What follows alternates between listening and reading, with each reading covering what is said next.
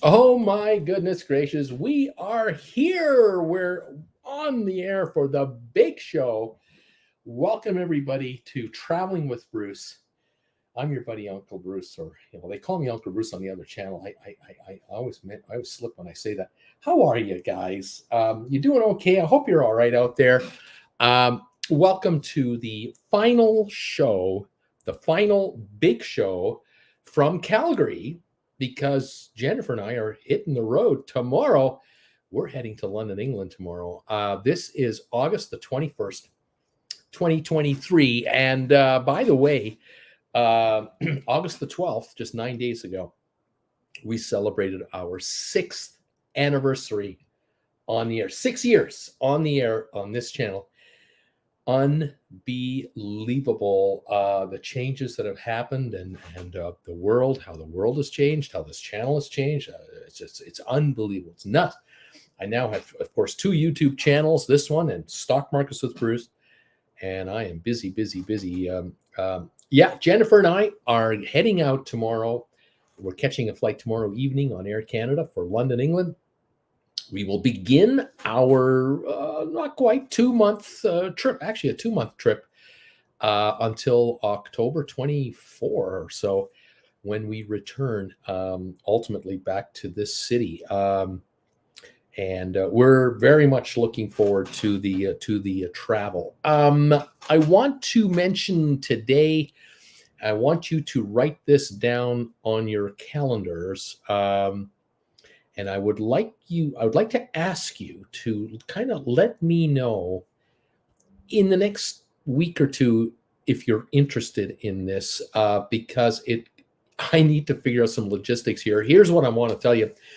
We are going to come back from Europe, from Munich. We're going to fly to JFK in New York, and we're going to land in JFK in the latter part of October, and we're going to have a meet and greet for members of this channel, fans of this channel. We're going to do a meet and greet October the 20th. That's a Friday night, or Friday. I haven't set the timing yet because it's a question of how many of you would like to come and see Jennifer and I in person. We're going to do the meet and greet in a place called Secaucus, New Jersey. Now, this is awful close to the Meadowlands, and there used to be a Embassy Suites hotel in Secaucus, New Jersey, but it's now known as the Harmony Suites Hotel, or the Harmony Suites. And it is beside the Secaucus Convention Center, I believe it's called. It has a parking garage right next door to it. It's like a 4-story parking garage. And next to that is an Outback Steakhouse. So it's the Outback Steakhouse in Secaucus, New Jersey, that I am trying to organize a meet and greet in, except for one thing. Depending how many of you let me know that you're coming to see us. If it's more than 12 or 15 of you, we may have to do it in the hotel in our own room. Kind of like how they have a wedding reception. They set up the room with chairs, and then we'll set up some food along the wall, and we'll eat there. We'll figure this out. Anyway, if you want to let me know when you know that you would like to come to a meet and greet to see Jennifer and I in person, October the 20th, that's a Friday, Secaucus, New Jersey. You can either fly into Newark, it's 5 miles from Newark Airport. You could drive in on those unbelievable expressways, or you can come in from the Big Apple. There is literally, and I'm not kidding, there is a bus stop that comes from the Port Authority, right in Manhattan, from the Port Authority right to the hotel, literally across the street of this crescent that this hotel is on. And I think it's 12 or 15 bucks. It used to be $8 or $10. I'm sure it's $20 now, but that's cheap. Through the tunnel, right to the hotel. Unbelievable. And back. It'll take you right back into Manhattan. So if you're coming from the Manhattan side, it's easy to come to us through this bus. You just have to look it up on the internet. You'll find it. Harmony Suites is the name of the hotel we're in, and it's either going to be held there or right next door. And I mean a 200-foot walk on a sidewalk, the Outback Steakhouse. So either or is where we're going to do this. And so it's a question of, are there 8 of you coming? 12, 17, 33, 54, 78? You let me know. So if you're coming, please tell me. And we would love to have. I'm going to ask again and again, and you can send me a message here live, or even better, if you would not mind sending me a personal message. Here is my personal email, which is on the homepage of this channel. You'll find it in the About section of this channel.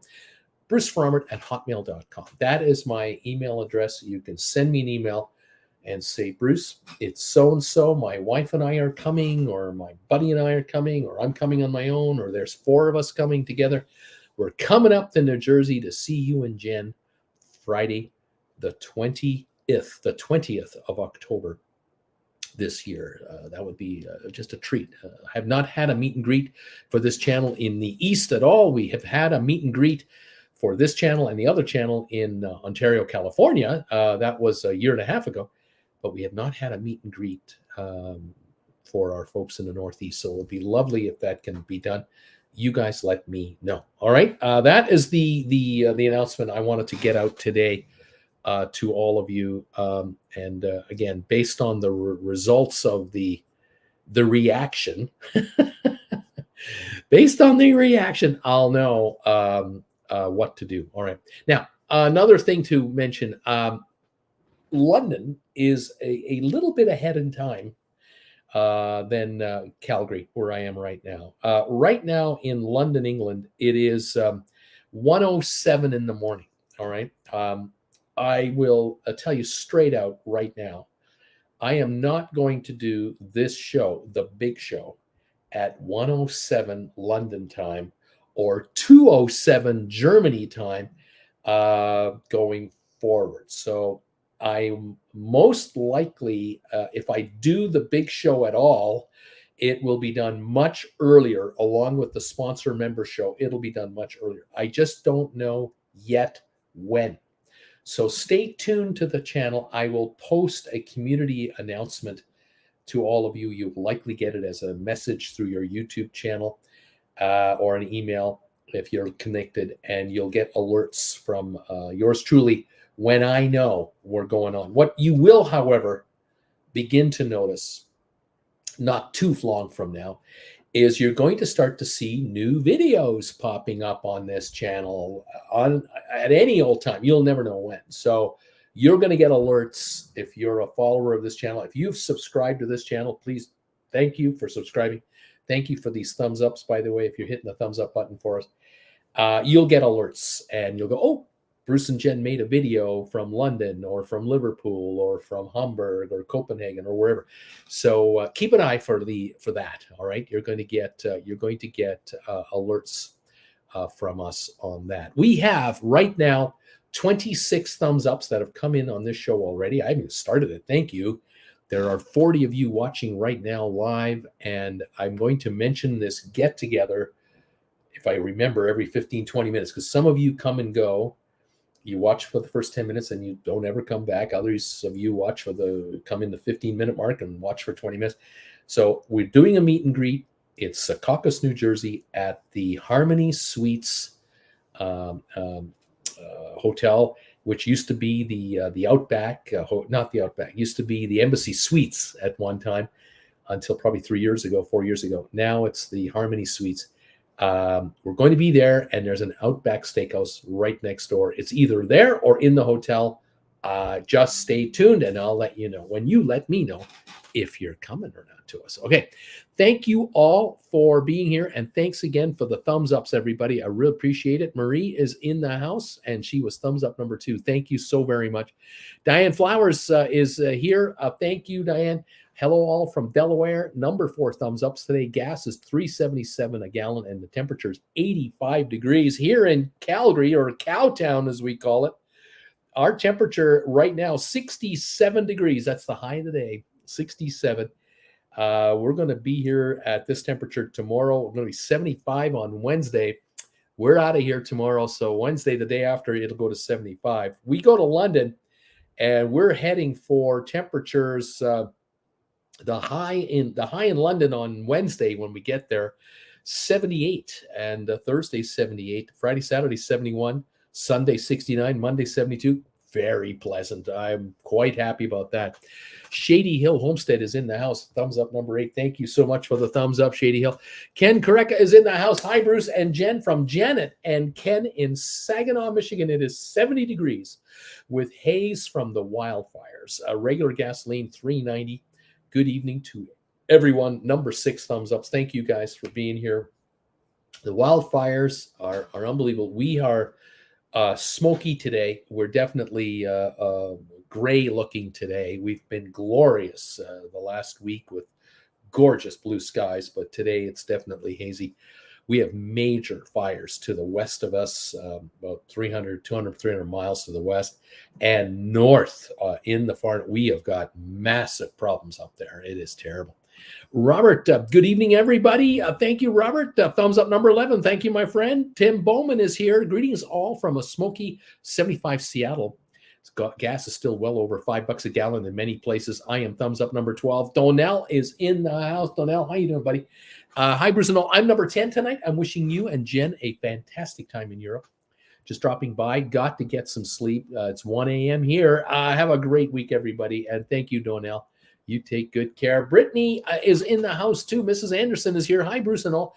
I'll just be listening for the show as I'm working on piecing a puzzle together. I've sorted out the pieces. I'm working on the edge. The edges. This is a 1,000-piece puzzle, 50th anniversary of Disneyland. Right on. Robert Mailout, happy anniversary. Thank you for the channel, of course. Stephen Butler, number 5, thumbs up. Gas 365, temperature 103 in Northwest Arkansas. It's hot here. The comedy channel Honest Ads on YouTube did a bit called "If Cruises Were Honest." A couple actually cruise ads were on it before it. It's funny stuff. Isn't that great? Isaac from Waco, 105 in Waco. Welcome, Isaac. I hope you're staying cool and safe. Jeannie Lavinghouse is in the house tonight. Hello, Bruce and all TWBers. Bill and Jeannie are here for the big show. The heat is on. Daily high temperatures in the 90s. It's hot down there.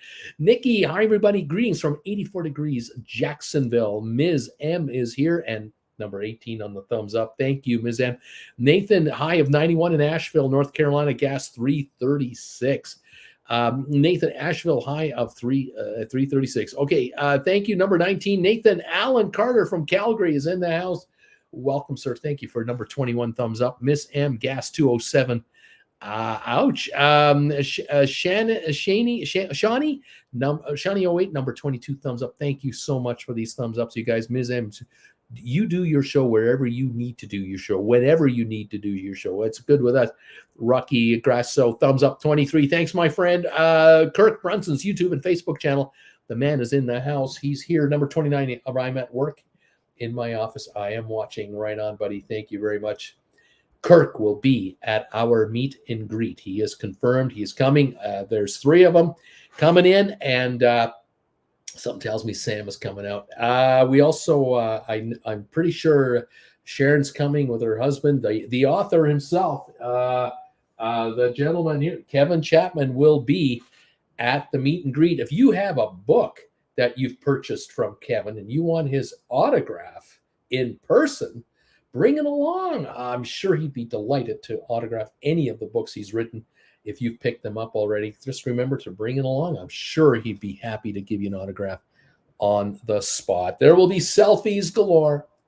I'm looking forward to seeing as many of you as possible. If you're able to come out, because some of you have been on this channel with me for 5 years, 4 years, easily. Many of you 3 years. Many of you.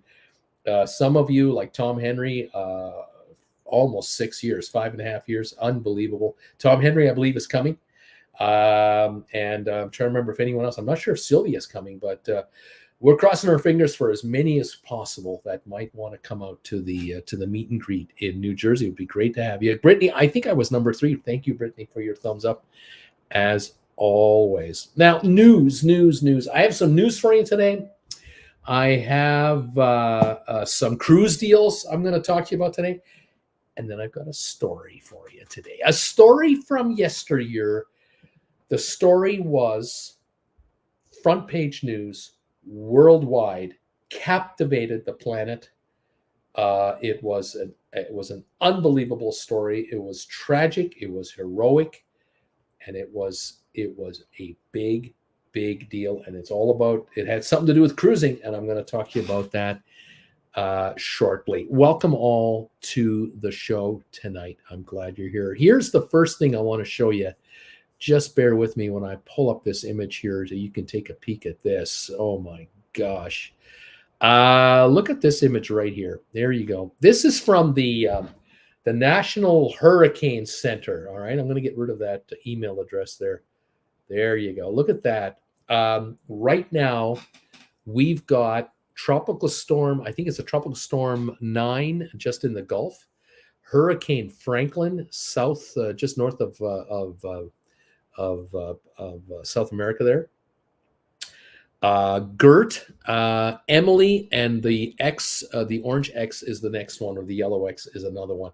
Take a look at this photo here. This is a satellite image of the same thing. Look at this. Look at the disturbances that are there.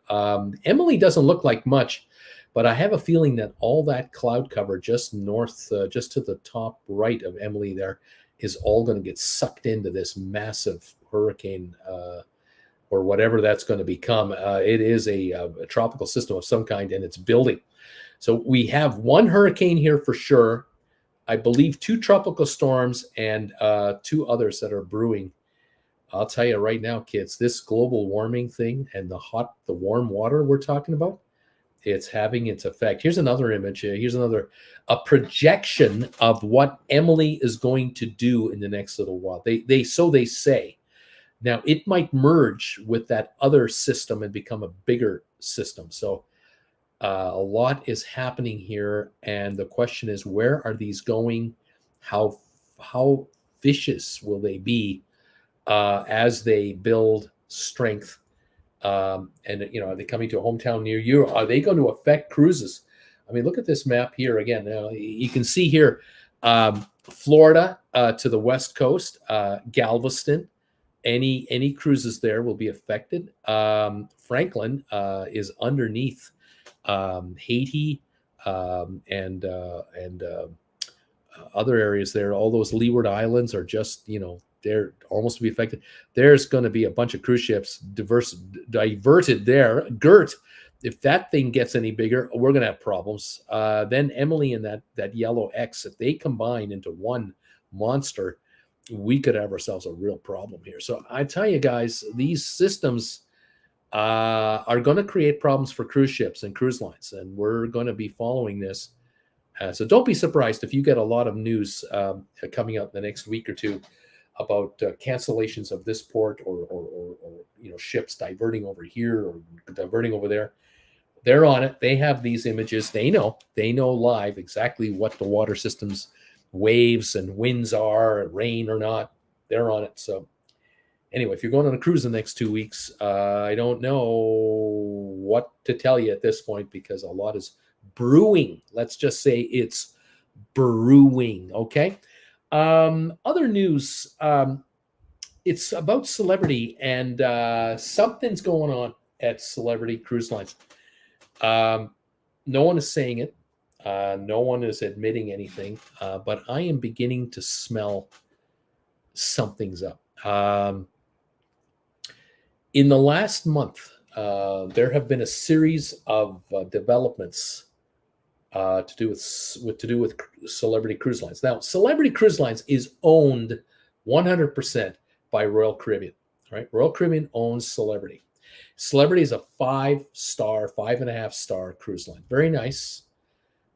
Really loyal clients, popular, Very few complaints come out of Celebrity Cruises. Very few. They now offer all kinds of packages. They're offering now this almost like an all-in-one kind of special deal from time to time on certain cruises where you can get your gratuities included, drink packages included, specialty dining might be included. They're innovators, and they're popular, and they have beautiful ships. And I know Emily was on a Celebrity ship not too long ago. She was blown away. But something's going on. The brand new ship, the newest ship in the fleet, I believe, is called Celebrity Beyond. It's an Edge class ship, the third one, I think, in a series. That ship is being pulled out of Europe for all of next year. It's all of the cruises going forward for 2024 were canceled, and the ship is being diverted to America. And at the time, I was curious, is this a Europe problem? I was thinking it was a Europe problem. I was under the impression that Costa Cruises is there in numbers. MSC is there in big numbers. There are P&O Cruises. There are Cunard. There's some of the other, like Norwegian was there, and a number of cruises. And I thought, well, there's a lot of competition. And I was thinking that with Europe in a recession, there's a war in Ukraine. There's tough times in Europe, and I'm thinking Celebrity is just pulling this ship out because they can't sell it out. It's a brand new ship, has to go for top dollar because it's brand new. It's not like a 25-year-old ship that costs $250 million to build. This is $1 billion luxury liner, brand new, top dollar. They got financing on this thing, and they need cash flow. And I was thinking Europe is the problem. They can't attract a sellout. Maybe they're at 60, 70%, and that's just not good enough. And so why not bring it to Florida and offer a series of Caribbean cruises and Perfect Day at Coco Cay or Coco Key, however you want to say it. Take it to the private resort in Haiti as well, and then pick a few spots in the Caribbean to visit, and you got Americans on a brand new ship with American dollars, and you can run it up to 110% capacity, and it'll help pay for it because it's $1 billion loan on that ship, I am sure, over 20, 30 years. So I thought, okay, fair enough. Well, now, today, another bomb has been dropped. They are pulling all their cruise ships out of South America, and they are canceling a whole bunch of cruises. Now, to be fair, and I don't want to over-exaggerate the story, but apparently they've already been pulling ships out of South America. There's only one left. And the last of their ships are coming out of South America, and they're bringing the ship to the Caribbean, USA home porting, Caribbean cruises, and I'm thinking there's something going on here. I don't think this might not be a South America problem. That maybe this is more of a Celebrity problem. And the overall idea in my mind is that Celebrity is sitting on a whole bunch of loans they've made through Royal Caribbean. Royal Caribbean has borrowed a lot of money through COVID, just like Carnival, just like Norwegian, and I'm sure MSC. They had to park or port their ships, still in the water, just sitting in the water, and they would come into Port Canaveral or Miami, refuel, get food, dump garbage, back out to the international waters. 2 weeks later, come back in, that kind of stuff. That's all they were allowed to do during COVID. And during COVID, Royal Caribbean borrowed billions and billions of dollars. So did Carnival, and so did Norwegian. I think the three combined borrowed between 70 and 100 billion, like a lot of money. They also rolled over a lot of old debt that came due and rolled it into new debt. And this is common in the cruise business. If you in airlines do this as well. If you have a $50 million credit line that you issued 5 years ago, you just pay interest on that money. You don't pay principal, you just pay interest. And at the end of the 5 years, you either pay it off in full and that's it, or you borrow 50 million again and just roll this one over. You pay this one out, create a new bond for 50 million, 5 more years, and you just pay interest on that. Well, what the cruise lines were doing was every 6 months, every 6 months, they had debt coming mature through the COVID years, two and a half COVID years. So they would come up, 50 to 100 million would come up, or 200 million or 300 million would come up for payout. And they would issue 500 million of new debt. And that would pay off the 300 million of the old debt, create 200 million of fresh cash of additional debt. And now they're paying interest on 500 million. Well, this worked great when interest rates were zero. When interest rates were basically, 1.5%, 2%, these cruise lines were paying 2.5%, 3% interest. That's all. Right through all the 2000s, like from 2003, 4, 5, all the way up to just 2 years ago. But 2 years ago, it all changed. And interest rates went higher for the cruise lines first. And then interest rates went higher for everybody. And you guys know this firsthand. Those of you with mortgages and car loans and everything else, you've seen interest rates rise. So our friends at Royal Caribbean, I believe, are coming up with some more crucial deadlines where they've got debt maturing that they issued 2 years ago, 3, 5, 7. And these are coming up this year, next year, and the year after. And they already know that the debt they were carrying, the 400 million they had, they need to make that 800 million now. And the 400 million was going at 3% interest. The 800 million will go at 8% or 12% or 9.5%. It's much higher, much higher. Double or triple what they were paying for the same money. And all of a sudden, they need to raise their revenues. They have to show Wall Street a track record of improved performance.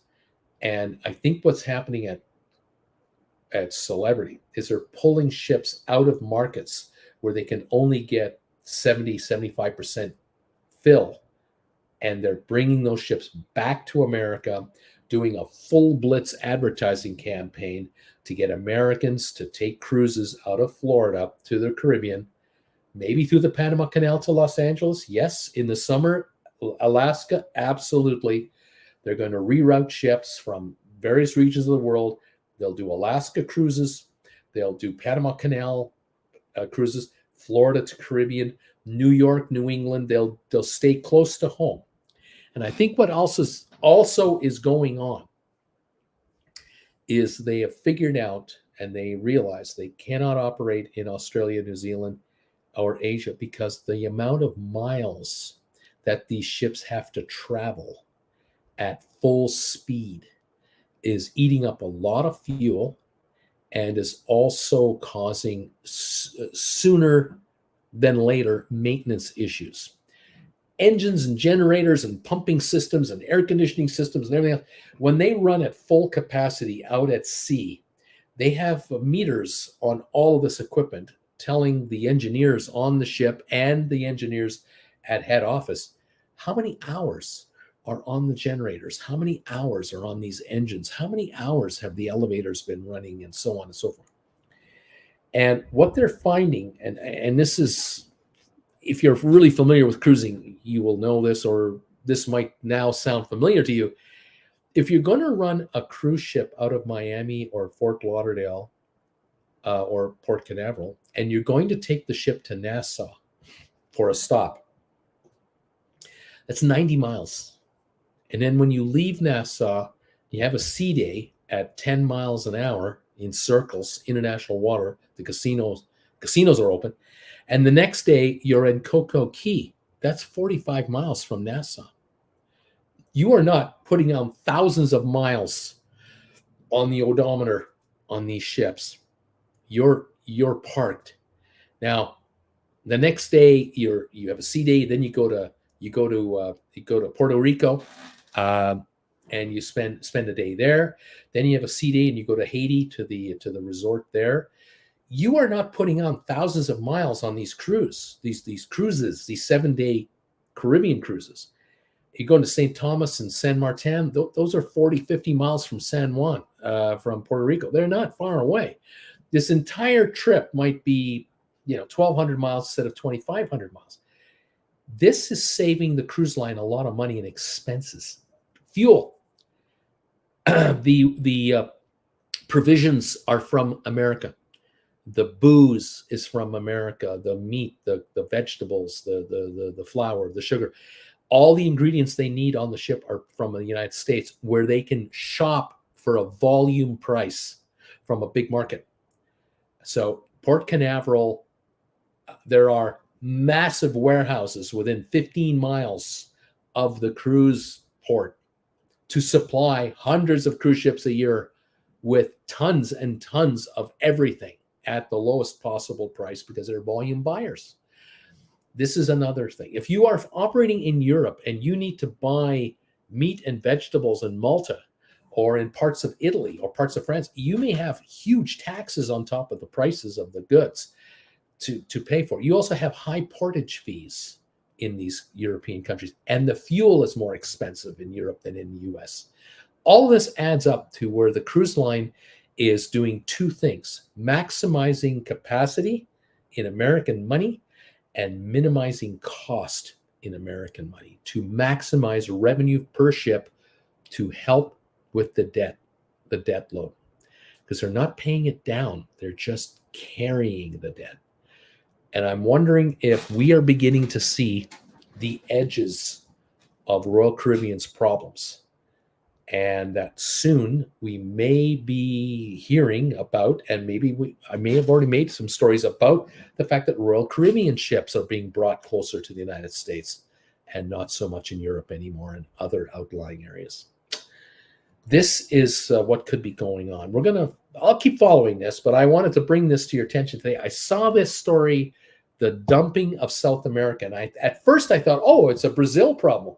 It's an Argentina problem. They've got these elections and they got these problems with their currencies, and they've got these high inflation problems. And then I thought, well, there's also violence in the Central American countries. There's problems there. There's the election in Ecuador where one of the presidential candidates was assassinated on the stump.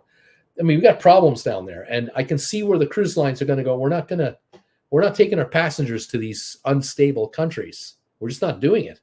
We cannot afford to have 15 of our passengers get kidnapped in a bus going to wherever and not coming back to the ship, because now the liability, the legal liability and the insurance liability will be out of this world, right? So there's a combination of things going on, but I strongly suspect a big reason for what we're witnessing is dollar and cash flow. All right, that is the story on celebrity. I won't bother you with more of that. Thank you, everybody, for 42 thumbs ups. There are 57 people here. You are unbelievable. Thank you. Okay, next bit of stuff. I want to show you some deals that I came up with. You can find these deals on your own anytime you want, but I bring up once in a while a few deals that I stumble across and I go, oh, I got to tell you guys about some of these prices for some of these cruises. All you hear about right now, if you're listening to or reading or following any kind of travel news, what are you getting bombarded with? You're being told, oh, cruising is unbelievably popular and the ships are so full and airlines are just jam-packed with passengers and yada, yada, yada. If that is true, let me ask you this question. Why is it that this cruise right here, Norwegian Sun cruise ship, leaving Seattle, going up to Alaska, why is this such a deal? What am I missing here? Let me give you an idea of what we're talking about here. You can take the Norwegian Sun from October the 11th to the 20th, admittedly towards the end of the season for Alaska. I get it. It's not July, it's fall. Fair enough. But look, How about this? A 9-night cruise where you're leaving from Seattle. You have a sea day. You go to Ketchikan. Then you're going to cruise into Glacier Bay for the day. Then you're going to visit Juneau, Skagway, Icy Strait Point. You have a sea day coming back. You stop in beautiful Victoria, British Columbia, and you come back to Seattle, Washington. And an inside room for this cruise, $304 for 9 nights. Would you like to get a balcony? How about a balcony for $628? $628 for a balcony. 9 nights. That's $55 a night for 9 evenings. All your food, entertainment, this cruise. I mean, come on. Indoor pools. They have the roof over top that ship. They got the in. You'll be swimming. You'll be in the spa. You'll be. Hey, that's a deal. Like I told you, I got deals. Deal number 2, 7-night cruise from Port Canaveral back to Port Canaveral. This is a Mexico/Caribbean cruise. Check this one out. You're leaving Port Canaveral on September the 17th for 7 nights. And you're heading to Ocean Cay for 2 days in a row. You're at their private island for 2 days. Then a sea day. Then you're going to Costa Maya, Mexico, Cozumel, Mexico. A sea day back to Port Canaveral. Now, there's a lovely cruise. Warm weather, guaranteed. Ocean Cay Reserve. Oh, you'll love that. September 17th to 24th. MSC Seaside. Brand new ship. It's only like 4 or 5 years old. Inside room for 7 nights, $349. $50 a night, our inside room. Ocean view, $449. Balcony, $519 for a week. That's a good deal. That's under $100 a night. That's really good. A suite will run you $1,179. You'll pay for that one, but that's still a good price for a suite. A balcony, $519. Inside room for $349 on this cruise, on that ship. Yeah, that's a deal. All right. How about number 3, the MSC Joy? How would you like to take a trip on the MSC Joy cruise ship?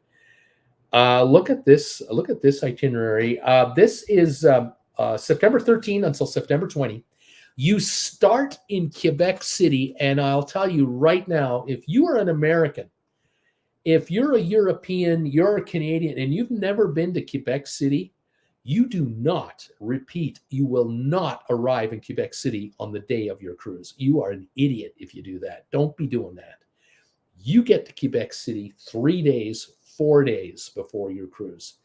You explore Quebec City. It is gorgeous, historical, fantastic, tours everywhere. And the people of Quebec City will welcome you with open arms. They will take good care of you. You will be treated right in Quebec City. You will be blown away by the hospitality, the culture, everything. The folks in Quebec are fantastic. This cruise starts in Quebec City. It goes the next day to Saguenay in Quebec. And then the next day is a sea day. You end up in Corner Brook, Newfoundland. And if you have ever been anywhere in your life, you have got to visit Newfoundland.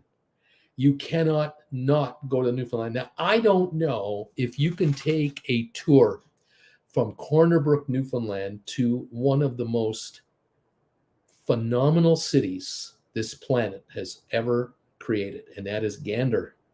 You have got to go to Gander. If you're an American and you remember September the 11th, you have got to go to Gander. You've got to thank those people for what they did on September 11th. And 12 and 13 and 14. They took in something like 60 transatlantic flights in like 3 hours, and a town of, 7,000-8,000 people had 20,000 people landing in their town. It was unbelievable. The numbers are staying. I've got the numbers wrong, but it's overpowering. The United States has honored Gander already. And if you get a chance to ever visit those people, you will not be disappointed. You're not going to see anything geographically incredible. You're not going to see the world's tallest anything. You're going to go to a place where goodness comes from. And if you are missing that in your life, you get your butt over to Gander for the day and visit those folks and just say thank you for taking care of so many Americans and other nationalities. It was an unbelievable event, an unbelievable, horrific day, and Gander shone big time. That's Corner Brook, Newfoundland. You got to go. All right, from Corner Brook, we're going to Sydney, Nova Scotia. History, oh, baby. And then Halifax, oh, God. These cities are phenomenal. You cannot believe it. You Americans, you go these places, you cannot believe how safe these places are, how clean they are, and just how kind the people of Nova Scotia are. This cruise is an absolute winner, from Quebec to Newfoundland to Nova Scotia. And then to top it all off, where do you end up after a sea day, after Halifax? You end up in the Big Apple. You end up in Manhattan, in New York City, the city that never sleeps. Some of the finest folks on the planet are in New York City. You got to go. You got to go. You got to get your butt up to Quebec 3-4 days before. Make this a 10-12 day holiday and take it in. You will not regret it. And you'll be taking photos and videos like you can't believe. You will not believe how much you're going to be doing. Fabulous. September 13th to September 20th. It's not too late to go. And here's the pricing on this cruise. You thought all that was good? You thought going to Gander would be kind of cool and all that? Inside room, Norwegian Joy cruise ship. Inside room, $365 for a 7-day cruise. $424 for an ocean view. Balcony, $399. Don't tell me that isn't good enough for you. $399 for a balcony per person, and that's cheaper than Ocean View. Come on, that's a deal. $26.93 for suite. So forget that. Balcony, $399. I mean, come on. Don't forget, if you're a shareholder of Norwegian Cruise Lines, you get, I think, $100 cabin credit on top of the $399 deal. So one of you pays $299, one pays $399. Come on, that's a deal. That is a deal. All right, one more, and then I've got a story for you. I got a story for you. Okay, here we go. October the 30th, I found a cruise that is a 20-nighter. You don't want a little 7-10 day cruise. You want a 20-night cruise? I got a 20-night cruise for you on the Norwegian Sun. Norwegian Sun, 20 nights, October 30 to November the 19th. Seattle to Port Canaveral through the Panama Canal. Man, oh man, oh man. You're leaving the beautiful city of Seattle. Some of the finest viewers of this channel live, by the way. Monday, October 30th, you leave Seattle. You're heading for Astoria, Oregon on the 31st. You have 2 sea days after that. You end up in Santa Barbara, California. Let me show you the map. Here we go. Seattle to Astoria to Santa Barbara, which is Monterey, where they play the Pebble Beach. That's where Pebble Beach is located. Catalina Island, oh my, or mind you, Santa Barbara is just south of Monterey, but nonetheless, that area is gorgeous. Catalina Island, what a great day there. November the 5th, you're at sea. November the 6th, you're in Cabo San Lucas. Then on November 7th, you're in Puerto Vallarta. Then on November the 8th, you're in Ixtapa, Mexico. I can't pronounce the letter of the city with the Z in front of it. Forget that. Then a sea day. On Friday, November the 10th, you're in Puerto Quincel, Guatemala. On the 11th of November, you're in Corinto, Nicaragua. Sunday, the 12th of November, in Punta Arenas, Costa Rica. Monday, the 13th, at sea. The 14th of November, you're transiting the Panama Canal. And on the 15th of November, you're in Cartagena, Colombia. Then you have 2 sea days, and you'll stop in Great Stirrup Key in the Bahamas, private island. You'll be hanging out there on Saturday, November the 18th, and on Sunday, November 19th, Port Canaveral will be your final stop. And of course, what will you do after that? You'll go to Orlando. That's only an hour away. You'll go to Orlando, and you can see Disney World and Universal Studios and whatever else. I mean, make a trip of this. Spend a couple of days in Seattle before you take off on that trip to check out Seattle. How about that deal? What about a good deal on this one? 20 nights. 20 nights on the Norwegian Sun. Inside room 933. Look, one more day, it's 3 weeks long. Okay, this is almost a 3-week cruise.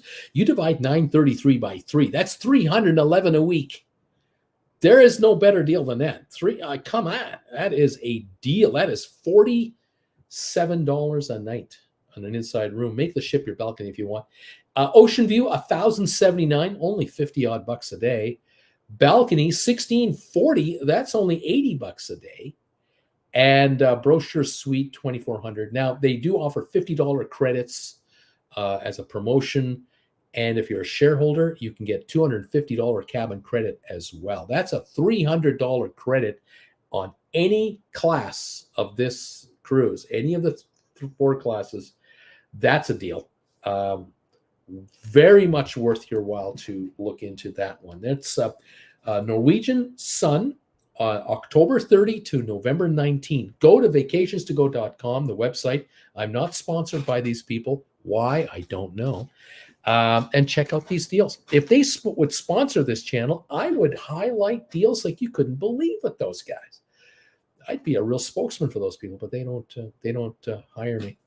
Oh, well, it is what it is. All right, now, I promised you a story that dominated the headlines of the world back in the 50s. This is from the 50s, okay? This was a story that just stopped everybody in their tracks. They could not believe it when they heard this.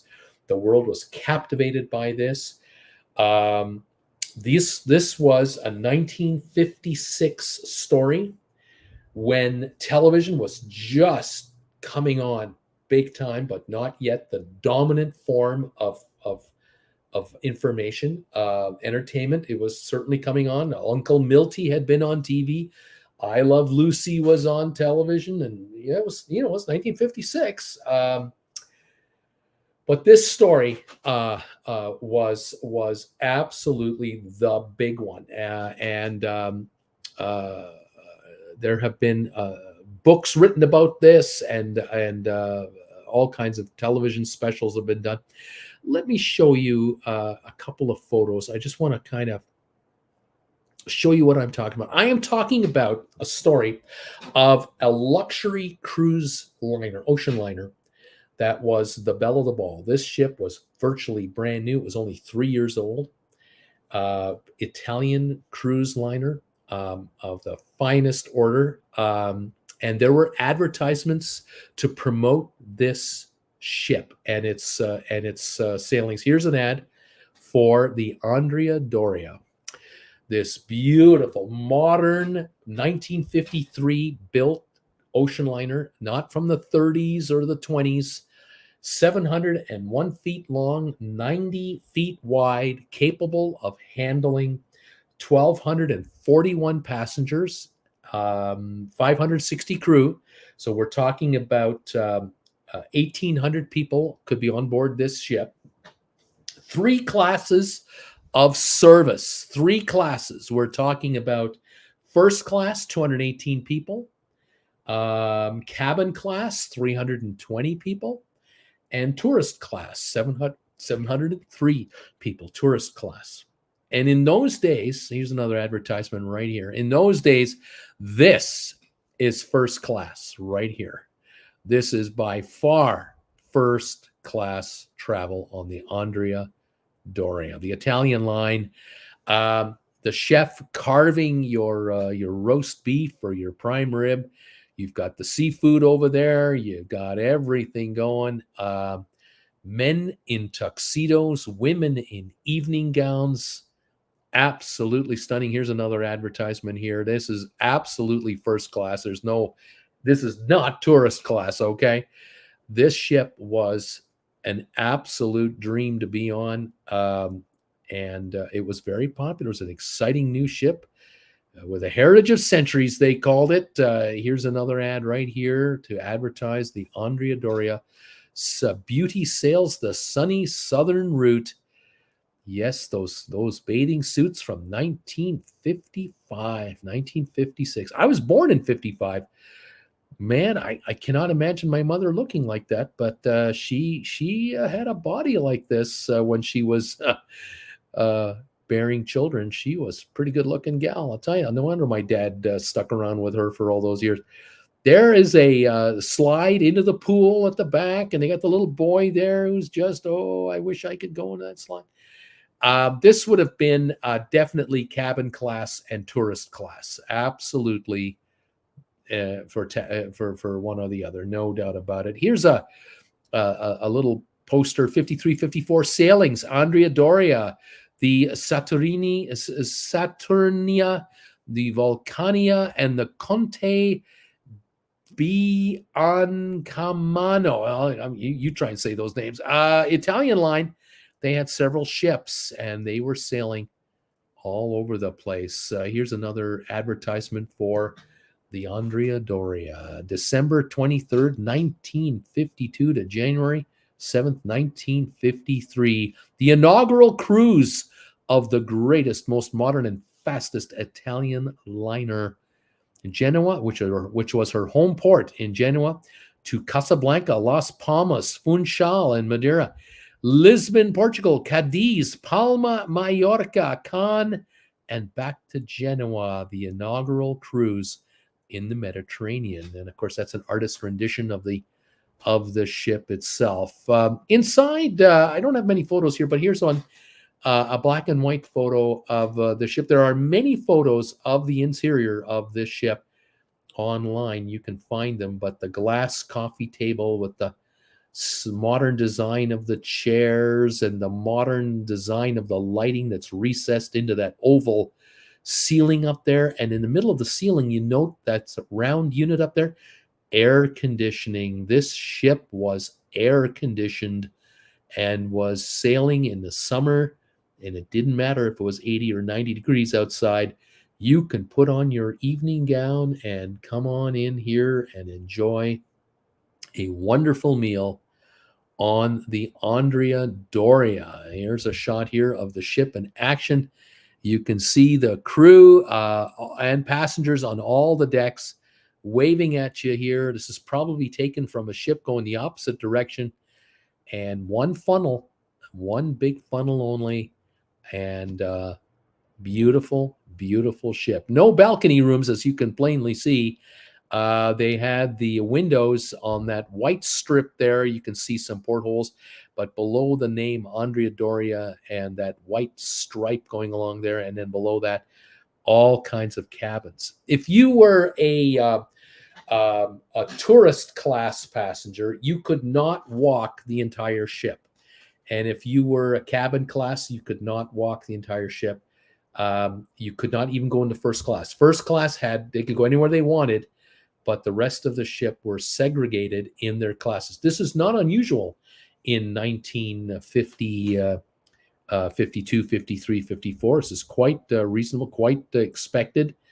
It was the way it was. The Queen Mary, the Queen Elizabeth, and other ships were also segregated in those days. And then the news broke. Here we go. The Boston Daily Globe. 2 liners crash off of Nantucket. Andrea Doria abandoned. Hundreds are picked up. Stockholm's bow crushed. Fog hampers rescue. The 2 ships were moving along in the fog, and their signals got mixed up. The radar got mixed up, and one rammed into the other. The headlines were everywhere. The New York Times, Andrea Doria and Stockholm collide. 1,134 passengers abandoned Italian ship in the fog at sea. All saved, many injured. These are early headlines. They didn't tell the whole story. Big liners crash, abandoned ship.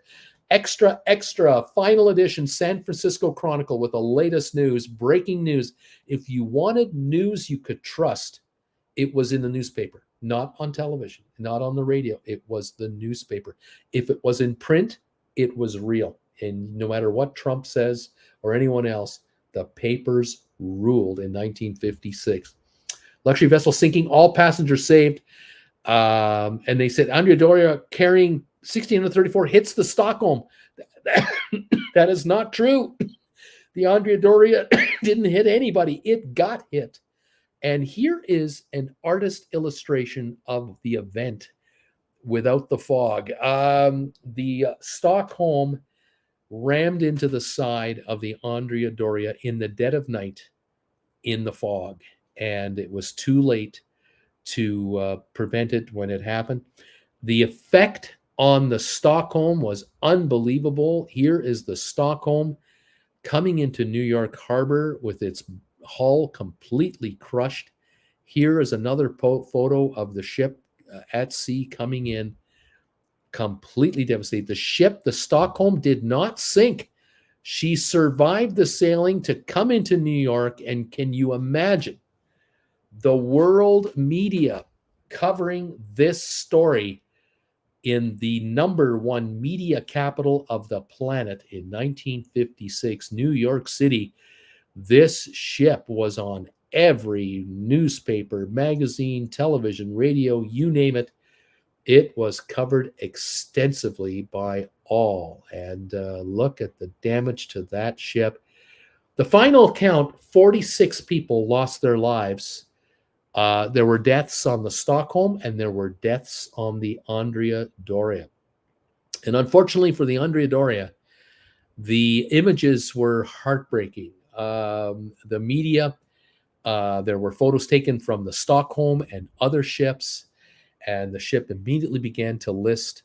And they made attempts to lower their lifeboats. They could lower them on this side of the ship, but they really couldn't lower them very easily on this side of the ship. You notice the lifeboats are still intact; they're still up there.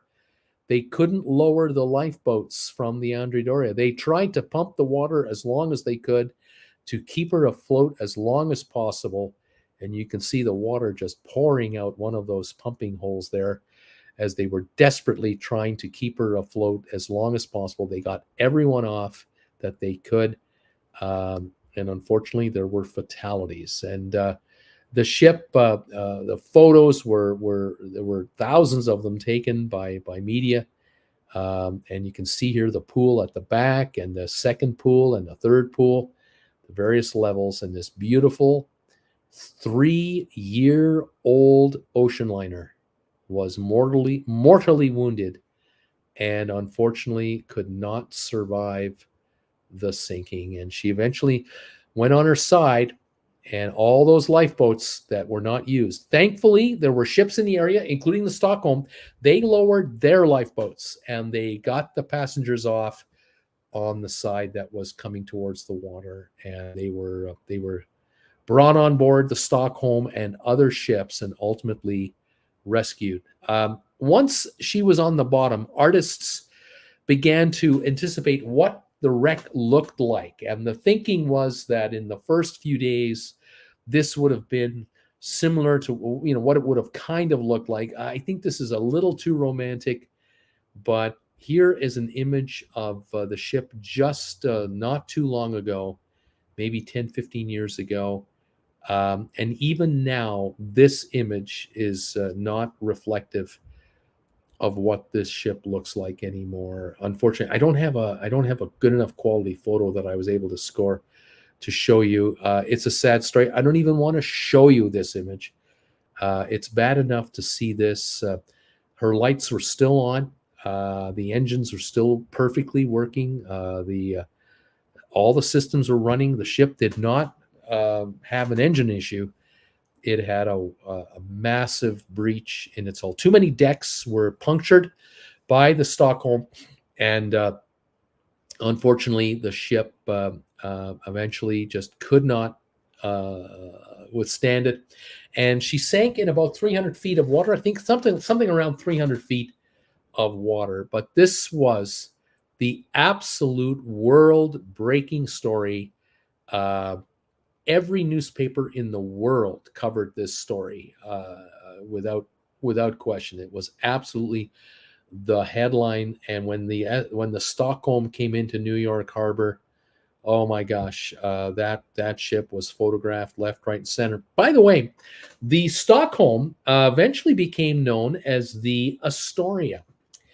This ship, the Stockholm, was an operating cruise ship up until 3-4 years ago. They refurbished it a number of times, and the SS Stockholm, renamed the Astoria, was still sailing right up until COVID, and it didn't look like you see it here. The original year of build up was 1948 for this ship. So this ship was only about 8 years old when it collided with the Andrea Doria, and it survived that impact. Can you imagine the amount of the emergency repairs they would have done on board that ship to stabilize her from catching, from sinking itself? I mean, this is unbelievable. The damage was right down below the waterline, believe it or not, but they had compartments to protect the ship from flooding. They were able to close compartments right behind here, and so this ship was able to keep floating. Unfortunately, the Andrea Doria's damage was on her side, like this image here is portraying. The puncture here was below the waterline and above the waterline, and the ship immediately had so much water on board her that she began to list badly, and they could not stay ahead of the leakage. Unfortunately, that was the problem for the Andrea Doria, and so she eventually went to the bottom, and there you have it. And that is the story of this ship. Let me show you those ads one more time. Look at these ads. Here's one here, the lovely new Andrea Doria. These men have built a ship. I can barely read the copy. I'll try to read it. What gives a ship that shining, that is, what is it? That thing called personality, from where what comes these qualities of warmth and friendliness? How do you take the something out of travel? I can't read it all. How do you breathe like something glass and I don't know. I can't. It's almost impossible to read. But these are the days of the advertisements where they had photos to a degree, but they would also do artist renditionings. And you can just imagine the first class treatment that these folks got here in the first class compartments of this ship. The ballroom, they would have had a film room for projector movies. They would have had the restaurants. They had the bars. The whole 9 yards. And of course, you would have paid top dollar to be on a ship of this caliber. But even for the middle class, they were aiming at the middle class America and European traveler to come on board the ship between New York and Genoa across the Atlantic. We are offering transatlantic service in the summertime. Come on aboard and enjoy all the pampering that you're going to get. And they built sister ships of this ship over the years going forward as well. But unfortunately, the flagship, the Andrea Doria, 3.5 years old, and she was lost forever. So there you are. I thought I'd give you that story today. I hope you don't mind it. I hope you enjoyed it. Cruising from yesteryear. What can I tell you? There are 57 thumbs ups that have come into this channel today. You guys are amazing. Thank you for helping us so much with these thumbs ups. It's absolutely fantastic. By the way, some of the features of this ship here: the propulsion system consisted of steam turbines attached to twin screws, enabling the ship to achieve a service speed of 23 knots, 43 kilometers an hour, with a top speed of 26 knots, 48 kilometers. She was neither the largest vessel nor the fastest of her day. Those went to the biggest ship, the Queen Elizabeth, and the USS United States was the fastest ship at sea at 78 kilometers, almost 50 miles an hour if she went full out. When fully booked, the ship was capable of accommodating 1,241 passengers, 218 in first class, 320 in cabin class, 703 in tourist class, as was the rule aboard transatlantic passenger liners. Each passenger's class was strictly segregated to a specific part of the ship. First class accommodations were located amidships on the upper decks.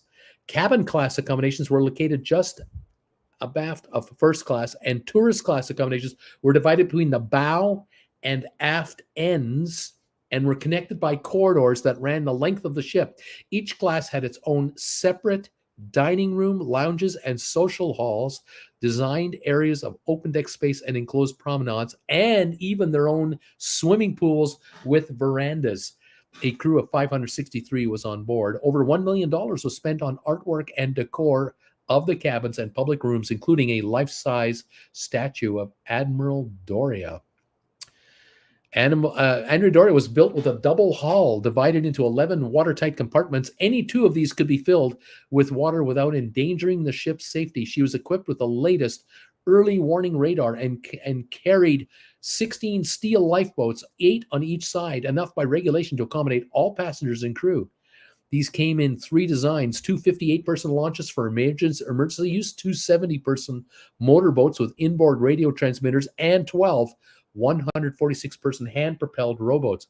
However, despite its technological advantages, the ship had serious flaws relating to its seaworthiness and safety. Model testing during the design phase predicted she would develop a huge list when hit by any significant force. This was proven during her maiden voyage, when the vessel listed 28 degrees after being hit by a large rogue wave off of Nantucket. Her tendency to list was aggravated when her fuel tanks were nearly empty, which was usually at the end of a voyage. The instability issue became a focus of the investigation after the sinking, as it was a factor in both the capsizing and the crew's inability to lower the port side lifeboats. The bulkheads of the watertight compartments extended only up to the top of A deck, and a list greater than 20% allowed water from a flooded watertight compartment to pass over its top into adjacent compartments. In addition, the design parameters allowed the lowering of the lifeboats to a maximum of 15-degree list. Beyond this limit, up to half the lifeboats could not be deployed. Isn't that interesting? A maiden voyage. Initially, Andrea Doria had been scheduled to depart Genoa on her maiden voyage on the 14th of December, 1952, but amid reports of machinery problems during sea trials, the departure was delayed to the 14th of January, 1953. Following the Italian line's advertised route, she collected 794 passengers before heading into the open Atlantic for New York. During the voyage, she encountered heavy storms on the final approach to New York, listing a full 28 degrees after being hit by a particularly large wave. She arrived on the 23rd of January and received a welcoming delegation that included New York Mayor Vincent Impellitteri. It's a hard one to say. Her final voyage, the 51st westbound crossing of the Andrea Doria to New York, began as a typical run on the North Atlantic. Her most recent eastbound crossing from New York had concluded on the 14th of July, 1956, and after a 3-day turnaround, she was scheduled to be outbound from Genoa on Tuesday, the 17th of July. On this run, she was booked to roughly 90% of her total passenger capacity, with 1,134 passengers, 190 in first class, 267 in cabin class, 677 in tourist class.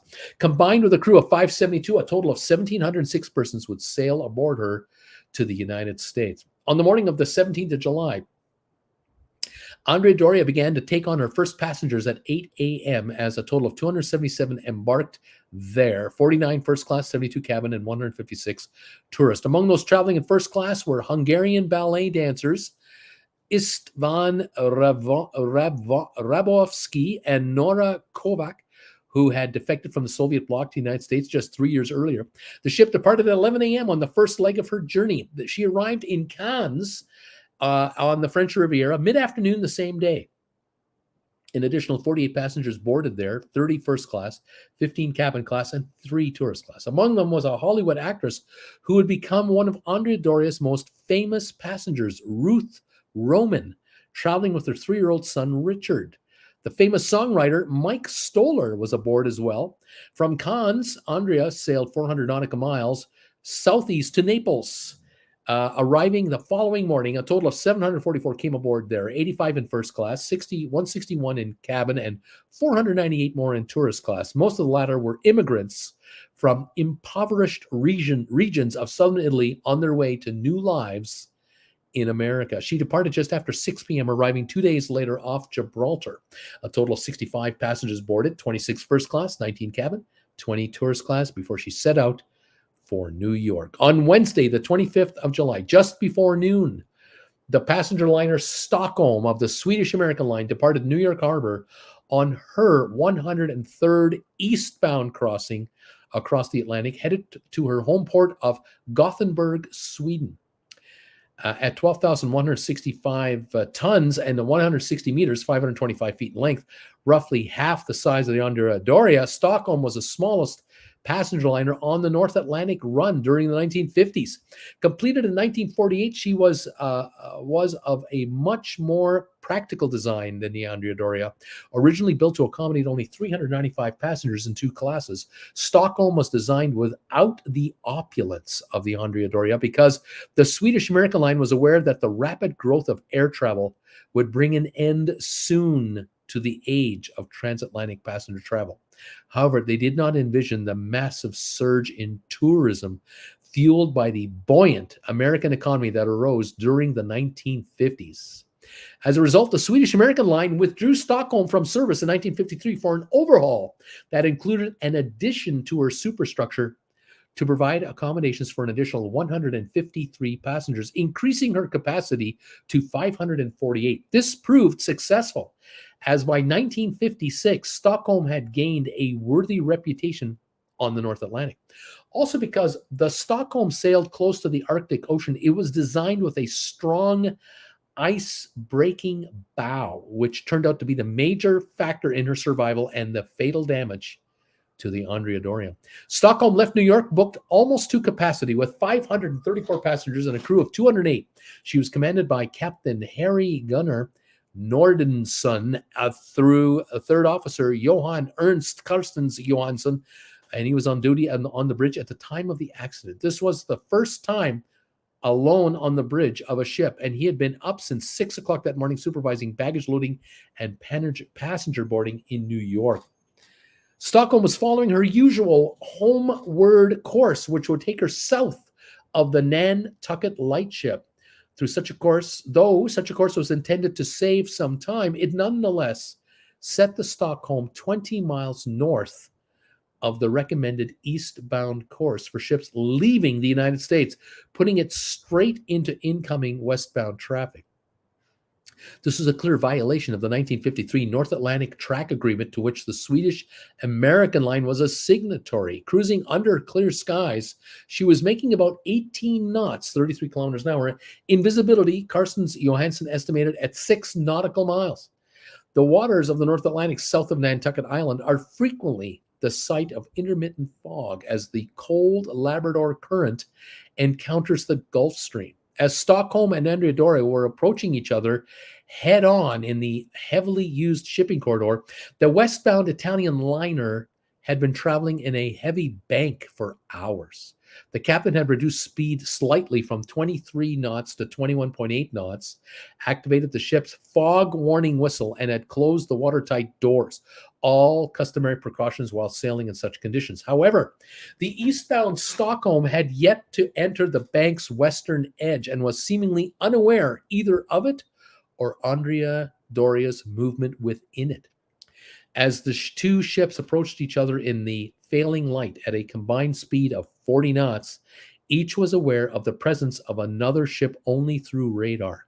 Compounding this, they apparently misinterpreted each other's course and made no initial radio communication. The original Inquirer established that in the critical minutes before the collision, Andrea Doria gradually steered south to her left, attempting a starboard to starboard passing, while Stockholm also turned 20 degrees southward to its right, an action intended to widen the clearance of a port-to-port passing, but instead it put the two vessels on a direct collision course. As a result of the extremely heavy fog that enveloped Andrea Doria, as the ships approached each other, the two were quite close by the time visual contact was established. By then, the crews had realized they were headed straight into one another. In spite of their last-minute evasion maneuvers, they could not avoid the ramming. The last moments before impact, Stockholm turned hard to starboard, right, and was in the process of reversing her propellers, attempting to stop. Andrea Doria, remaining at her cruising speed of almost 22 knots, engaged in a hard turn to port, left her captain hoping to outrun the collision. Around 11:10 p.m., the two ships collided, Stockholm T-boning the starboard side of the Andrea Doria.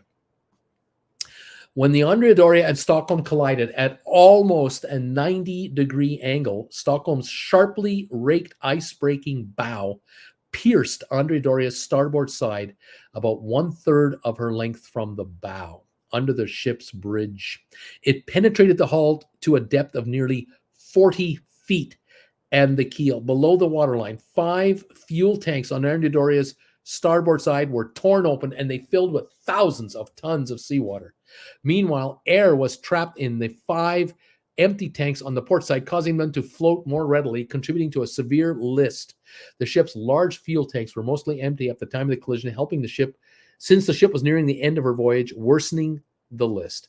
Andrea Doria was designed with her hull divided into 11 watertight compartments separated by steel bulkheads that ran across the width of her hull, rising from the bottom of the ship's hull up to A deck. The only openings in the bulkheads were on the bottom deck, where watertight doors were installed for use by the engine crew and could easily be closed in an emergency.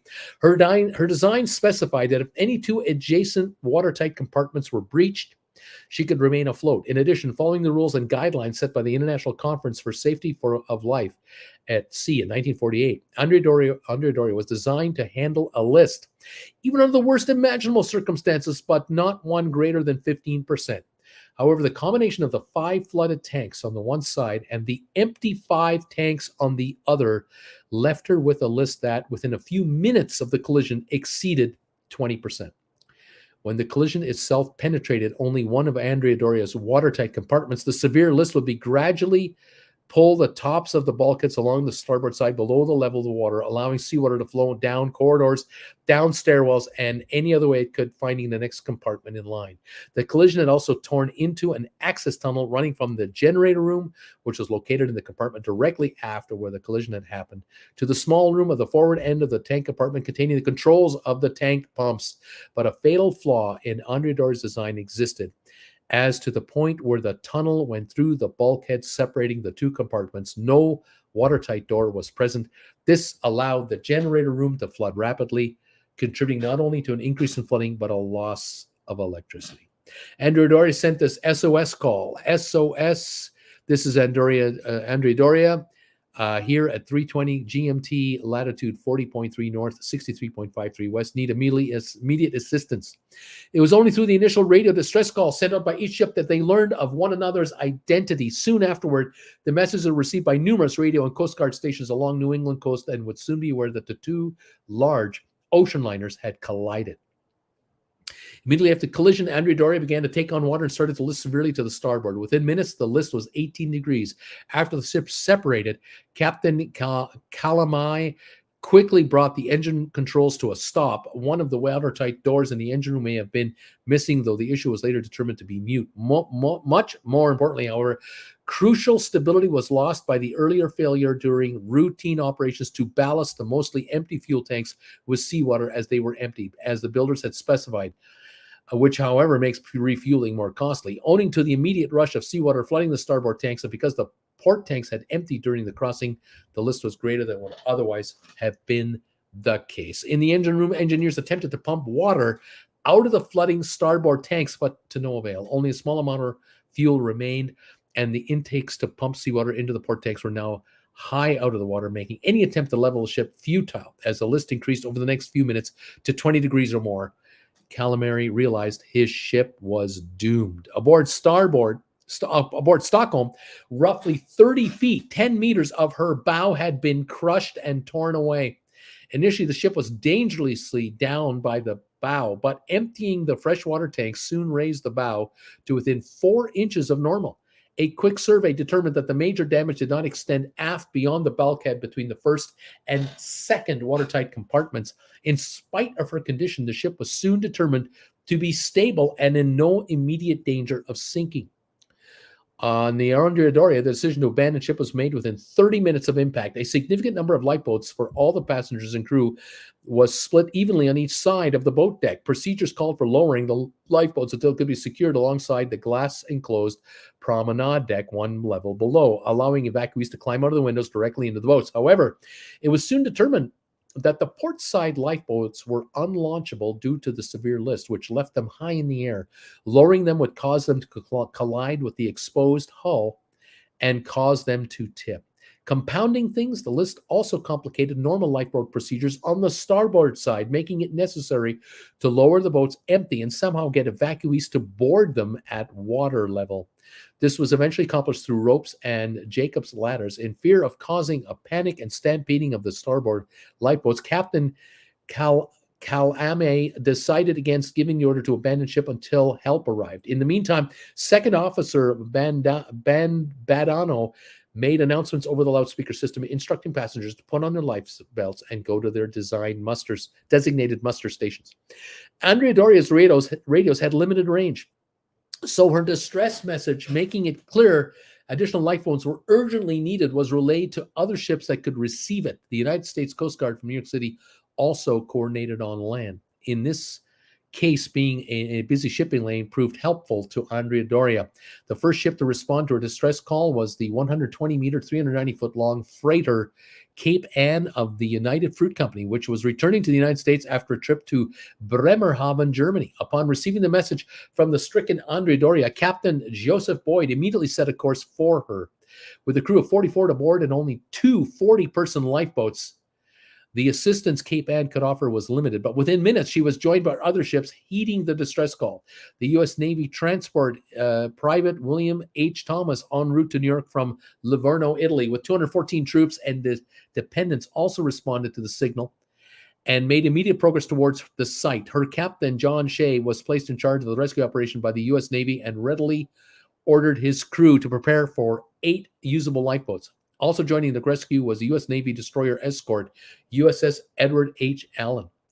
44 nautical miles east of the collision site, the French line Ile-de-France was eastbound from New York en route to her home port of Le Havre with 940 passengers and a crew of 826 aboard at 44,500 tons and 241 meters, 791 feet in length. The 30-year-old luxury liner was among the largest and fastest passenger liners on the North Atlantic run. On that voyage, having left New York the same day as the Stockholm, she was under command of Captain Raoul de Baudian, a well-respected veteran of the seas who had served the French line for 35 years. Upon hearing of the collision and the distress call, Le Bonhomme was at first skeptical of the thought of a modern ship like the Andrea Doria actually floundering, and knew that if he did steer back to the collision site only to find that the Ile-de-France was not needed, it would mean having to return to New York to refuel and delay her passengers, which could have been a financial blow to the French line. At the least, he needed to contact Andrea Doria to size up the situation. His attempt was unsuccessful, but after communicating with Stockholm, Cape Ann, and Thomas, he grasped that the lives of over 1,600 people were at risk. He turned the ship around and set a direct course for the Andrea Doria. Indeed, help was direly needed, as in spite of the efforts made aboard the Andrea Doria to launch her starboard lifeboats, many left only partially loaded, carrying only 200 panicked crewmen and very few passengers. While other ships nearby were en route, Captain Nordenson of the Stockholm determined that his ship was not in any immediate danger of sinking, and after assuring his mostly sleeping passengers of their safety, he sent some of his lifeboats to aid in the rescue. In the first hours, many survivors transported by lifeboats from both ships were taken aboard the Stockholm.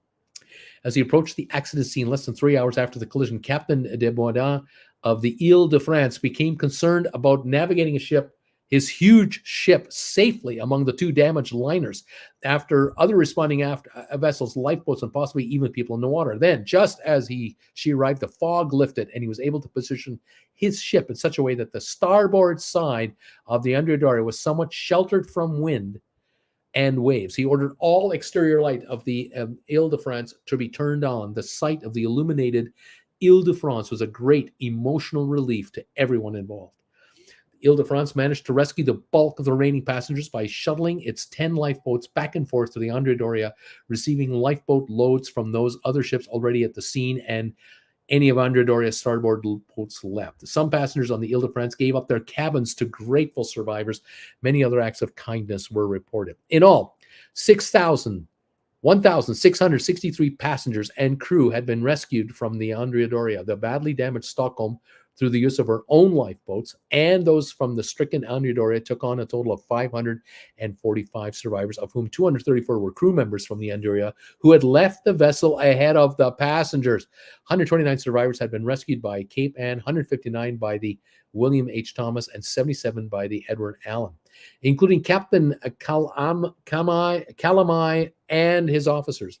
One American sailor who slept through the entire collision and evacuation was rescued from the abandoned sinking liner by the tanker Robert Hopkins. Ile-de-France played the largest role in rescue, taking on 753 survivors. Shortly after daybreak, a 4-year-old Italian girl with head trauma and 4 seriously injured Stockholm crewmen were airlifted from the ship at the scene by helicopter sent by the Coast Guard to the U.S. and the U.S. Air Force. A number of passengers and some crew from both vessels were hospitalized upon arrival in New York. Once the evacuation was complete, Captain Calamai of the Andrea Doria shifted his attention to the possibility of towing the ship to shallow water. However, it was clear that it was doomed. All the survivors had been transferred onto various rescue ships bound for New York. Andrea Doria's remaining crew began to disembark, forced to abandon the ship. By 6 a.m., even Captain Calamai was in the rescue boat. The sinking began at 9:45, and by 10 in the morning, the Andrea Doria's starboard side dipped into the ocean, and the 3 swimming pools were seen refilling with water. As the bow slid under, the stern rose slightly, and the port propeller and shaft became visible. As the port side slipped below the waves, some of the unused lifeboats snapped free of their davits and floated upside down in a row. It was recorded that Andrea Doria finally sank bow first 10 hours after the collision at 10:09 a.m. on the 26th of July, 1956. The ship had drifted 1.58 nautical miles from the point of the collision. Aerial photography of the stricken liner capsizing and sinking won a Pulitzer Prize in 1957 for Harry Trask of the Boston Traveler newspaper. Because of the scattering of the Andrea Doria passengers and the crew among the various rescue vessels, some families were separated during the collision and rescue. It was not clear who was where and just who had survived until all the ships with survivors arrived in New York. In all, 6 different ships participated in the rescue of the passengers and crew of the Andrea Doria, including the heavily damaged Stockholm, which steamed back to New York under its own power with the United States Coast Guard after the others. During the wait, New York City-based ABC Radio News Network News commentator Edward Morgan broadcast a stirring account of the collision, not telling listeners that his 14-year-old daughter had been aboard the Andrea Doria and was feared dead. It was later revealed that she had been thrown from her bed when the 2 ships collided, only to land on Stockholm's deck, suffering moderate but not life-threatening injuries and earning the Miracle Girl moniker. The following night, after learning the good news, Edward P. Morgan's emotional broadcast became one of the more memorable in radio news history. Among Andrea Doria's passengers were Hollywood's actress Ruth Roman and her 3-year-old son Richard. In the 1950 film 3 Secrets, Roman had portrayed a distraught mother waiting to learn whether or not her child had survived the plane crash. She and her son were separated from each other during the collision and evacuation. Rescued, Roman had to wait to learn her child's fate, which resulted in a media frenzy for photos as she waited at the pier in New York City for a child's safe arrival aboard one of the rescue ships. Actress Betsy Drake, wife of movie star Cary Grant, also escaped from the sinking liner, as did Philadelphia Mayor Richard Dilworth and songwriter Mike Stoller of the team Lieber and Stoller. Assisted by the American Red Cross and news photographers, the frantic parents of 4-year-old Norma D. Sandro learned that their injured daughter had been airlifted from the Stockholm to a hospital in Boston, where the previously unidentified little girl had undergone surgery for a fractured skull. They drove all night from New York to Boston, with police escorts provided for their convoy in Rhode Island and Massachusetts. When they arrived, the child was still unconscious, and doctors said all that could be done was to wait and see if she would wake up. The little girl never regained consciousness and succumbed to her injuries. Other families also had their hopes of seeing loved ones again dashed, especially those who were meeting members of several young families immigrating to the United States in hope of new lives. The pier in New York, where Stockholm was headed, was packed with newsreel photographers and television crews. All the major department stores and shoe stores had booths set up to give the arriving passengers clothing and shoes. Not many of the news people spoke Italian, so confusion occurred when the survivors were asked to take off the clothing they were just given to be pictured putting the clothes on. But after a few minutes, everyone was clothed and had shoes to wear. The sinking produced a footnote in automotive history as it resulted in the loss of the Chrysler Norseman, an advanced one-off prototype car that had been built for Chrysler by Ghia in Italy. The Norseman had been announced as a major attraction of the 1957 auto show circuit. However, it had not been shown to the public prior to the disaster and was lost among other cars in Andrea Doria's 50-car garage. In all, a total of 51 lives were lost in the collision and sinking, consisting of 46 passengers from the Andrea Doria and 5 members of the crew of the Stockholm. Of the 46 passengers lost aboard the Doria, 43 died as a result of the collision. No remains were ever recovered of these casualties, and they are believed to be entombed within the wreck. The area of the Andoria's hull, where the Stockholm's bow penetrated, encompassed 5 passenger decks. On the uppermost of these decks, the upper deck, at least 8 first-class cabins were destroyed. In all, 6 first-class passengers lost their lives. In cabin 46, Colonel Walter Carlin had been in the bathroom brushing his teeth at the time of the collision and miraculously survived, while his wife, Jeanette, was killed. Later, aboard Stockholm, crewmen searching the wreckage of the mangled bow sighted the remains of a woman matching Mrs. Carlin's description, launched in the wreckage, but before they could recover it, debris came dislodged and the body fell into the sea. In direct line of Stockholm's bow on the upper deck were cabins 52 and 54, which were occupied by Camille Cianfara, a longtime foreign correspondent for the New York Times, his wife Jane, their 8-year-old daughter Joan, and 14-year-old Linda Morgan, Jane's daughter from her previous marriage to American journalist Edward P. Morgan. Joan was killed instantly, while Camille died from severe injuries moments after the collision. Jane was seriously injured but rescued by some of the other passengers, among them Dr. Thur Peterson, who had been next door in cabin 56. He sustained only minor injuries, while his wife Martha was gravely wounded and was trapped along with Jane Cianfara after a long struggle to free her, largely on the part of her husband. Martha succumbed to her injuries in a few hours after the collision.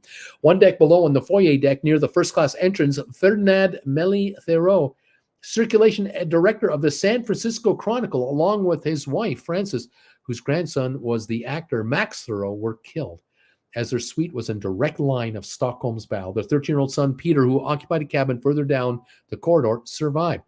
On the decks below, titled A, B, and C decks, the loss of life was greater, as it was the location of several sections of tourist class cabins. On A deck, 11 passengers consisting of 10 women and 1 elderly clergyman were all killed. In cabin 233 women were killed instantly. Let's see what else is going on here. Then the next cabin forward, 4 more women lost their lives. Among them was Laura Bremerman, a young mother of 2 who was returning home to Fort Worth, Texas, after visiting her native Italy. 2 days before the disaster, Bremerman sent a telegram to her husband, Floyd, asking him to meet her in New York.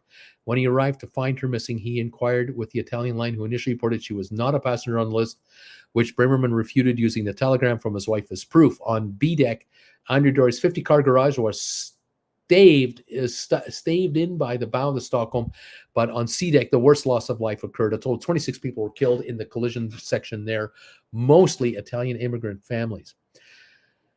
Among those killed in the collision on C deck was the opera singer Agnes Barretta, who at the time of the leading soprano of Milan's La Scala Opera House. She and her elderly mother had been en route to Redwood City, California to visit her sister, and they were going to audition for San Francisco's Opera House. And the lots of talk here about the various victims, which is really unfortunate. In addition to the lives that lost in the collision, more of Andrea Doria's passengers died from injuries and ailments that occurred during and after the evacuation. 4-year-old Italian girl traveling in tourist class with her parents was dropped on her head onto a lifeboat by her panicked father. She was taken to Stockholm and subsequently airlifted to Brighton Marine Hospital in Boston, where she died from a fractured cranium without ever regaining consciousness. Carl Watrous, a businessman from Manasquan, New Jersey, who was traveling in cabin class aboard Andrea Doria with his wife, died from a sudden heart attack while en route to New York aboard the Stockholm. Angelina Grego, a 48-year-old, broke her back after falling onto one of Ile France's lifeboats. She was taken to St. Clair Hospital, New York, where she lingered in intense pain until her death 6 months later. All after the ships had separated, Stockholm's crew member began to survey the damage on top of the deck. Stockholm, one of the crew, came across Linda Morgan, who had been thrown from her bed on the Andrea Doria, and as the two ships collided and landed on Stockholm's deck, suffering moderate but not life-threatening injuries. Others were not as unfortunate, as 5 of Stockholm's crew perished in the collision. Several months of hearings were held in New York City in the aftermath of the collision. Prominent maritime attorneys represented both the ship's owners. Dozens of attorneys represented victims and families.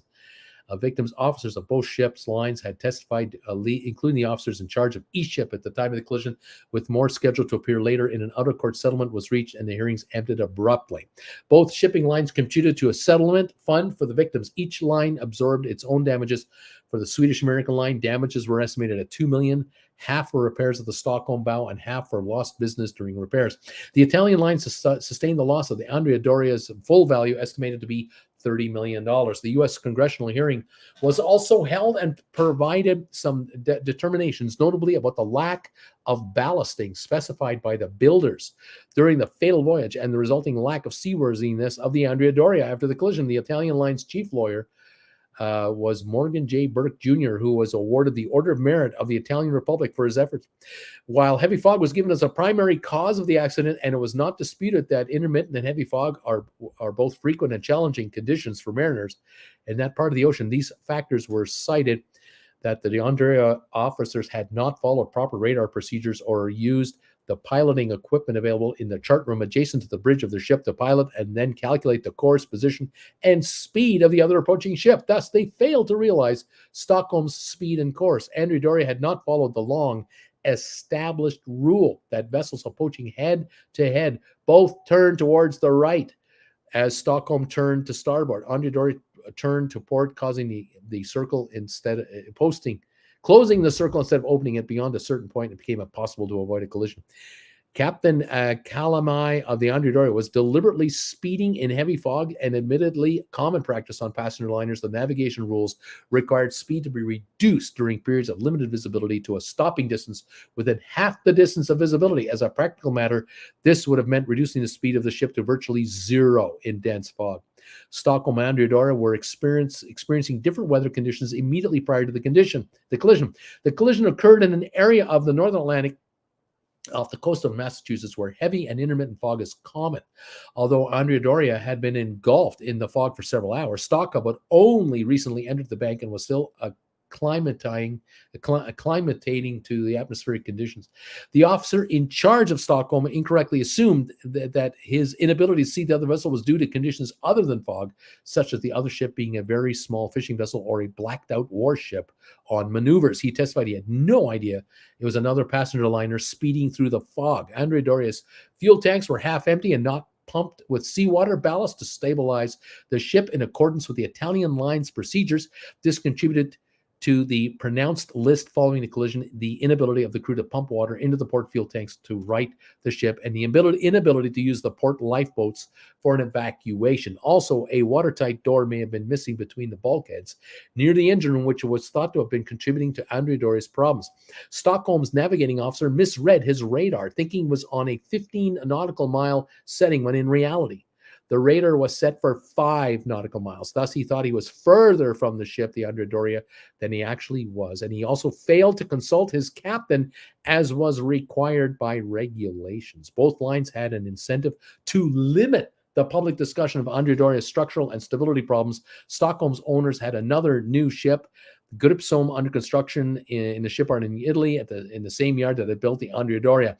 Andrea Doria's designers and engineers had been scheduled to testify, but the hearings were abruptly concluded before their testimony could be heard due to a settlement agreement. And there you go. There's just a whole bunch of information for you about this entire scenario. Just unbelievable. A sad story, to say the least, but it happened. 1956. It was worldwide story. I hope you enjoyed it. I hope you didn't mind my going into that. Thank you for 58 thumbs ups. And those of you still here, 40 of you still watching this show, I appreciate it very much. Please give the thumbs up if you can. If you're watching on the rerun, hit that thumbs up button for us. Get us to 100 thumbs ups. We hit it every week. It's incredible. I don't know how you do it, but we do it.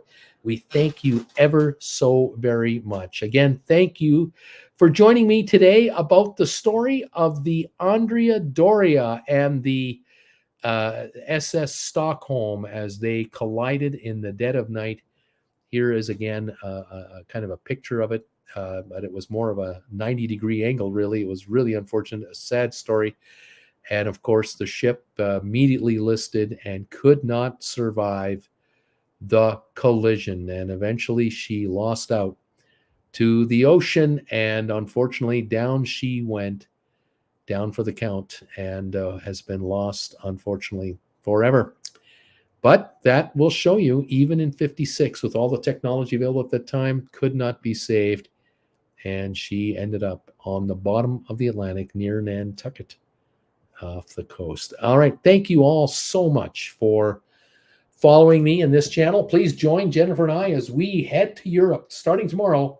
We're flying, and we will be posting videos on this channel. Keep your eyes open. And if you'd like to join us in person, we would love to invite you to join us in Secaucus, New Jersey on October the 20th, a Friday night. Well, it'll be a Friday afternoon, evening.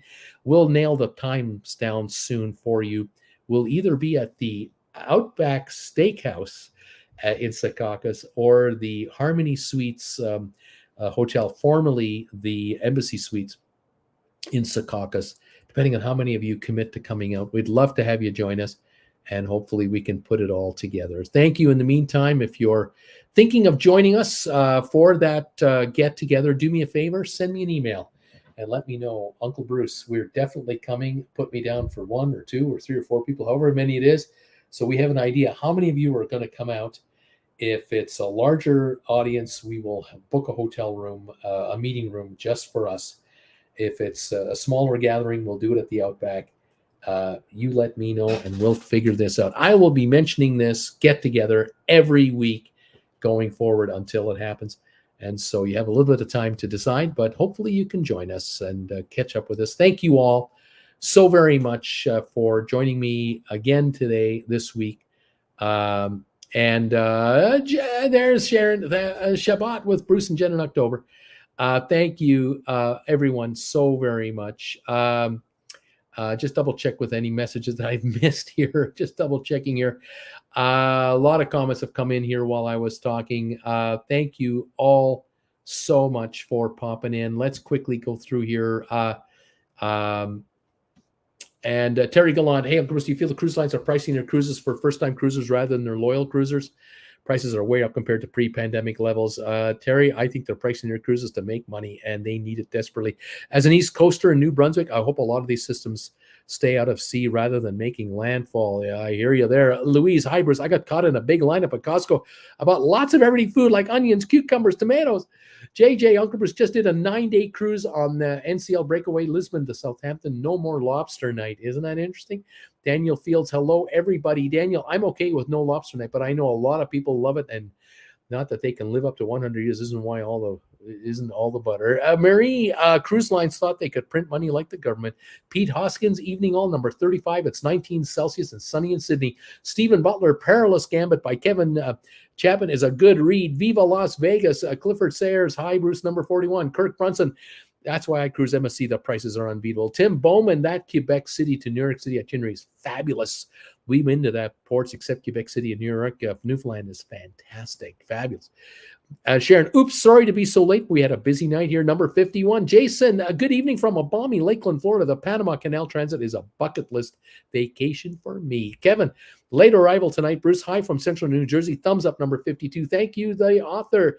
Stephen Butler, I'm glad you enjoyed the book. Kevin, Stephen Butler, thanks for the shout out, Stephen. Sharon, and Bruce, we see Perilous Gambit on the background. Thank you for featuring it. Sandy, hi, Bruce and TWB family. Sorry I'm late to the show. Lots of great cruises coming up. I wish I could go. Kirk Brunson, Bruce, you have me booking my cruises through Vacations to Go. Marie, are there any cruise lines besides Norwegian offer anything that anytime dining and casual dress. Nowadays, you can go on any of these cruise lines and pretty well go casual. Louise, nice stories, Bruce. Louise Kirk, does vacations go have good prices and service? Tim Bowman, Marie, we eat in casual dress with no reservations on Holland America. Sandy, yes, Princess offers anytime in regular dining, as does Holland America, but a bit more formal than Norwegian. Louise, have a great trip. You will be missed. Thank you, Louise. Eddie Panero, hi, how you doing? How you guys are ready? Brittany got a good number of pieces together, nowhere near done with the edges, though. Ken, when I was in grade school at a parochial school, the music teacher was a passenger on Eudora on the ill-fated sailing. Kirk Brunson, they have great prices. Foxy is here. Hello there, Bruce, old friend. Certainly good to see you, but did you and Jen not make it to England in the end? Sorry if it's a bad question. We're going tomorrow. Brittany, Bruce, you need to do way more stories like this. Bruce, I love stories. Sharon, a Shabbat with Bruce. Paper City Gamer Jeff, I liked your last vacation videos last time overseas. Where are you meeting? Sandy, thanks for the story. Our hot, sunny climate has turned cold and rainy. Have a great trip. Good night, everyone. And Sandy, from Sandy. Robert, a good night, everyone. Thank you all for all these comments, the thumbs ups you give us, everything. I so appreciate it. I sure hope we can meet a bunch of you for the meet and greet on the 20th of October. Thank you for the 60 now thumbs up. 60 thumbs ups. Fantastic, you guys. It is so much appreciated. Have yourselves a great week coming up. Stay tuned to this channel. We'll let you know when we do our next hangout together. You will see videos coming up in the not too distant future, because we're going to be in Europe for the next 10 weeks. And then we're going to be in New Jersey for the meet and greet. Looking forward to you. My apologies for my bad inquiring. I honestly thought you were heading to England over the 21st, but thanks for reestablishing yourself when you're heading over. Foxy, certainly was intended, appreciated indeed. Not a problem, Foxy. Yeah, we're landing in England Wednesday. We leave tomorrow night from here. We'll be there Wednesday, and we'll do London and Liverpool, and then we're heading to Germany. Jason, good night and have a great week. Thank you, Foxy. Take care, Bruce. I hope yourself, Jen, enjoy your time in England and in Europe. Thank you all for that. And thank you for these thumbs ups again.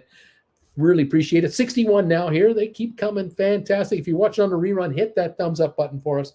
Get us over 100 and let me know what number you are. Every week someone says to me, I'm number 105, and we get 100 yet again. It is great. Thank you all. Have a wonderful evening. Goodbye from Calgary for now. We'll be back in Calgary in October, and we'll catch up with you guys in the meantime. Safe travels. Can't wait to see you guys in Jersey. All right, everybody. All the best to all of you and your family. We'll talk to you soon. Bye for now.